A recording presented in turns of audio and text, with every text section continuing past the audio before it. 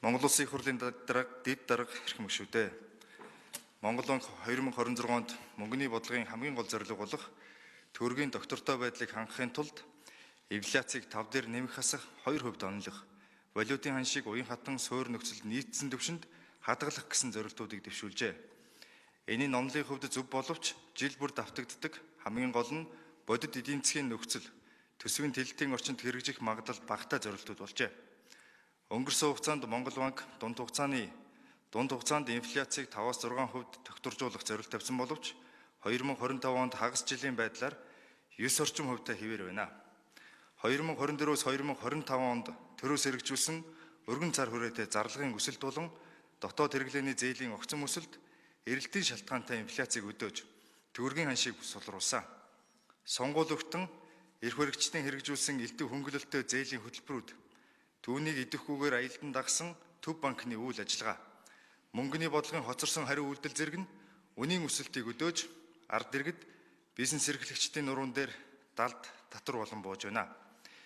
Төгрөгийн ханш гадаад худалдааны голлох валютын эсрэг энэ оны эхний хагас жилд 5-6% буурч, экспортын орлогын бууралт болон импортын эрэлттэй нийлж төлбөрийн тэнцлийг алдагдлыг нэмэгдүүлж байна. Төв банк уян хатан ханшийн бодлогоо олон жил мань мэгзэн мэт давтаж байгаач зах зээлийн хүлээлтийг удирдах валютын нөөцөө бэхжүүлж чадахгүй байсаар байгааг харсан. Мөн Монгол банк валютын зах зээлд ихээхэн хэмжээний интервенц хийсээр байгаа боловч энэ үйл ажиллагааны ил тод байдал үр дүн хангалтгүй байна. Банкны санхүүгийн салбарын нийт зээлийн багцад хэрэглээний болон тэтгэврийн зээл хэд өндөр байгаа нь өрхийн орлогын дарамтыг нэмэгдүүлж байна. Нэг талаас үнийн өсөлтөөс үүдэлтэй өдөртмийн амжиргаагаа залгуулах хэрэгцээ шаардлага, нөгөө талаас инфляцийн нөлөөгөөр мөнгө хүлээлтийн түвшинд тогтсон өндөр хүүтэй зээл хоёр чахагдсан ард түмний чөтгөрийн тойрог дотор эргэлзээр удлаа. Энэ бол олон жилийн турш бахивадгаараа явсаар ирсэн харилцан уялдаагүй, эсрэгээрээ харилцан нөхөлдсөн, хариуцлагагүй төсөв мөнгөний бодлогын үр дүн юм а.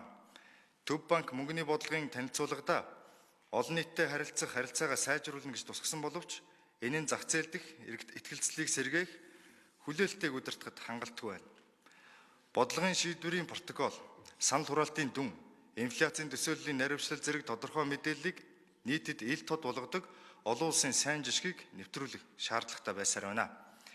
Нэгтгэн дүгнэхэд арчилсан намын бүлэг төрөөс мөнгөний талаар баримтлах үндсэн чиглэлийг бодит үр дүнд чиглэсэн болгож сайжруулах нь зүйтэй гэж үзэж байна.